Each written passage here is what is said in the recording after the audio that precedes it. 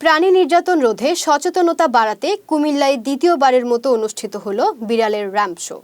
শনিবার দিনব্যাপী কুমিল্লার নজরুল ইনস্টিটিউট মিলনায়তনে অনুষ্ঠিত হয় এই ব্যতিক্রমী আয়োজন। কুমিল্লা থেকে আশিকুর রহমান আশিকের পাঠানো তথ্যচিত্রে ডেস্ক রিপোর্ট।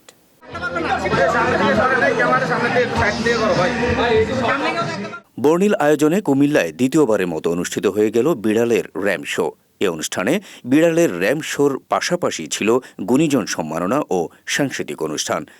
এতে কুমিল্লার বিভিন্ন এলাকা থেকে অন্তত অর্ধ শতাধিক বিড়াল প্রেমী সহ বিভিন্ন শ্রেণী পেশার লোকজন উপস্থিত ছিলেন। এতে প্রধান অতিথি ছিলেন জেলা প্রাণী সম্পদ কর্মকর্তা চন্দন কুমার পোদ্দার। দৃষ্টান্ত ফাউন্ডেশন কুমিল্লা ও ক্যাটস হোম বিড়ালের বাড়ির প্রতিষ্ঠাতা সাইফুদ্দিন রনির সভাপতিত্বে অনুষ্ঠানে বিশেষ অতিথি ছিলেন জেলা সমাজসেবা কার্যালয়ের উপপরিচালক জেড.এম. মিজানুর রহমান খান। পারিবারিক সামাজিক স্বার্থে পরিবারের স্বার্থে আমাদের পরিবেশটাকে সুন্দর রাখতে হবে, সেজন্য কিন্তু আমাদের সবকিছু দরকার আছে। এটা আমাদেরকে মনে রাখতে হবে, কিন্তু আমরা কেন এটা মনে রাখি না? বলা আছে জীবে প্রেম করে যেইজন সেইজন সেবিছে ঈশ্বর। আল্লাহ আমার আপনার কাছ থেকে সরাসরি কোনো সেবা নেবেন না। আল্লাহর কোনো শ্রেষ্ঠ যে 18,000 মাখলুকাত আমরা জানি, তাদের কাউকে যদি আমরা সেবা করি সেক্ষেত্রে আল্লাহকে সেবা করা হয়। আর আল্লাহকে যারা সেবা করতে পারবেন তার জন্য বেহেশত অবধারিত, যেহেতু আমরা সবাই চাই কেমটা জান্নাতুল ফেরদাউস। আসলে ওই রকম বিনা কাজে কেউ জান্নাতুল ফেরদাউসে যেতে পারবে আমি বিশ্বাস করি না। নিয়মকালের কৃতকর্মের উপরেই পরকাল।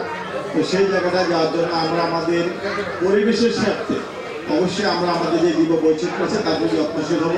এই জন্য জাতীয় পর্যায় থেকে আমাদের অনেকগুলি সংস্থা কাজ করে।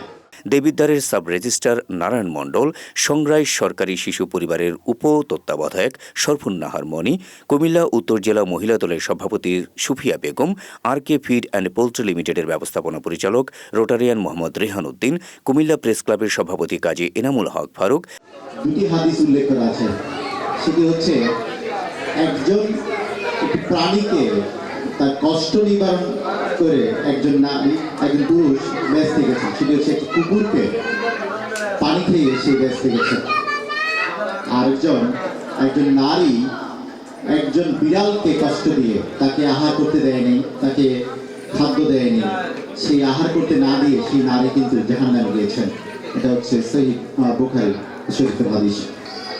সেই কারণে ইসলাম কিন্তু আল্লাহ পাক রাসূল সাল্লাল্লাহু আলাইহি ওয়াসাল্লাম বারবার বলেছেন পাখির ডানা কেটো না এবং প্রাণীদের কষ্ট দিও না।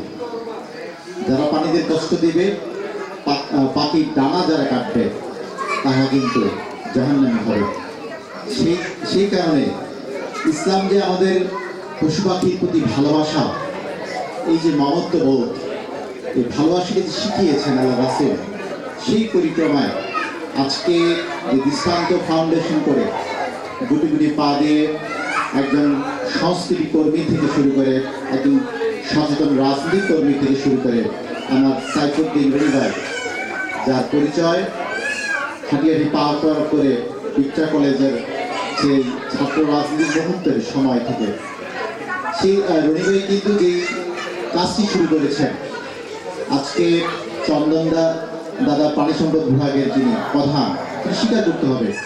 সাধারণ সম্পাদক জাহিদ হাসান, সাংগঠনিক সম্পাদক ইমতিয়াজ আহমেদ জিতু, বাংলাদেশ জুয়েলার্স অ্যাসোসিয়েশন কুমিল্লা জেলার যুগ্ম সাধারণ সম্পাদক আরিফ জামান এ ধরনের আয়োজনের প্রশংসা করেন উপস্থিত বিড়াল প্রেমী এবং অন্যান্য সুধীজনেরা। আমাদের ক্যাটের নাম হচ্ছে সিম্বা, সে আজকে প্রথম স্থান লাভ করে বিজয় অর্জন করছে। তো এখনকার জেনারেশনে সবাই মোবাইল, অনলাইন জগৎ নিয়ে, ভার্চুয়াল জগৎ নিয়ে ব্যস্ত। আমার খালামণি আমার বোনদেরকে এই বিড়াল দিয়ে উৎসাহ করেছে, ওরাও অনেক এটার প্রতি আসক্ত, ওরা লালন পালন করে খুব সুন্দরভাবে এটাকে আগলে রাখে। এদিকে আসার পর মনে হয়েছে যে অনেক রেজাল্ট হবে, মানে অনেক সুন্দর হবে, সব বিড়াল আসবে, দেখবো, মজা লাগবে। তারপরে এদিকে আমার বিড়াল সবকিছুই খায়, ভাত থেকে শুরু করে সবকিছু খায়, পছন্দ করে। মাংস বেশি পছন্দ করে, মুরগির মাংস বা গরুর মাংস এগুলো পছন্দ করে, অনেক চঞ্চল টাইপের। আমি বিড়াল তো ছোটবেলা অনেক আগে থেকে পালার ইচ্ছা ছিল, কিন্তু আম্মু দেয় নাই। তারপরে আমার মোবাইলে এগুলি দেখে আম্মুকে রাজি করে তারপর পালছি। আর আজকের অনুষ্ঠানে এসে আমার অনেক ভালো লাগতেছে। এখানে অনেক বিড়াল চারদিকে, এগুলো দেখে ওদের সাথে মানে মেলামেশা করে অনেক ভালো লাগতেছে। প্রাণী নির্যাতন রোধে সচেতনতা বাড়াতেই এই আয়োজনের মাধ্যমে প্রাণী নির্যাতন বন্ধে সচেতনতা বাড়বে বলে জানান এই চিকিৎসক। হ্যাঁ, আসলে এরকম একটা প্রোগ্রাম আয়োজন হবে আসলে ধারণা করার বাইরে। আমাদের সাইফুদ্দিন রনি ভাই বেশ অনেক দিন থেকেই প্রোগ্রামটার পরিকল্পনা করে আসছিলেন, দেখে খুবই ভালো লাগলো। সবচেয়ে বড় বিষয় হচ্ছে যে এটার মানুষের সচেতনতা বৃদ্ধি পাবে। সবচেয়ে মূল প্রতিপাদ্য বিষয় হচ্ছে মানুষের সচেতনতা। আর এর সাথে সাথে আরেকটা বিষয় খুবই লক্ষণীয়, প্রাণী নির্যাতন বন্ধ করি, এটা কিন্তু আসলে প্রয়োজন। আমরা যারা বাসায় প্রাণী পালছি, বিড়াল হোক কুকুর হোক, তাদেরকে হয়তো বা সেভাবে নির্যাতন করা হয় না, তাদেরকে যথেষ্ট যত্নের সাথেই লালন পালন করা হয়। কিন্তু সমস্যা হচ্ছে রাস্তার যেসব কুকুর বা বিড়াল, তাদের কিন্তু আমরা নেগলেক্ট করছি। তো এই যে প্রাণী নির্যাতন বন্ধ করার যে একটা স্লোগান, এটা কিন্তু এখানে উঠে আসছে। তো আমাদের খেয়াল রাখতে হবে এই পোষা প্রাণীগুলোর সামনে শীত আসছে, এখানে আমরা যেন তাদেরকে একটু কেয়ার করি, অন্তত খাবার বা অন্য কিছু না দিতে পারি, আঘাত না করি। প্রাণী নির্যাতন রোধে সচেতনতা বাড়াতেই এই আয়োজন, জানালো আয়োজক প্রতিষ্ঠান ক্যাটস হোম ও দৃষ্টান্ত ফাউন্ডেশন কুমিল্লা। এই আয়োজনে পোষা প্রাণী সহ অবহেলিত প্রাণীদের নির্যাতনের বিরুদ্ধে সামাজিক সচেতনতা বৃদ্ধি করবে বলে প্রত্যাশা করেন দৃষ্টান্ত ফাউন্ডেশন কুমিল্লা ও ক্যাটস হোমের প্রতিষ্ঠাতা মোহাম্মদ সাইফুদ্দিন রনি।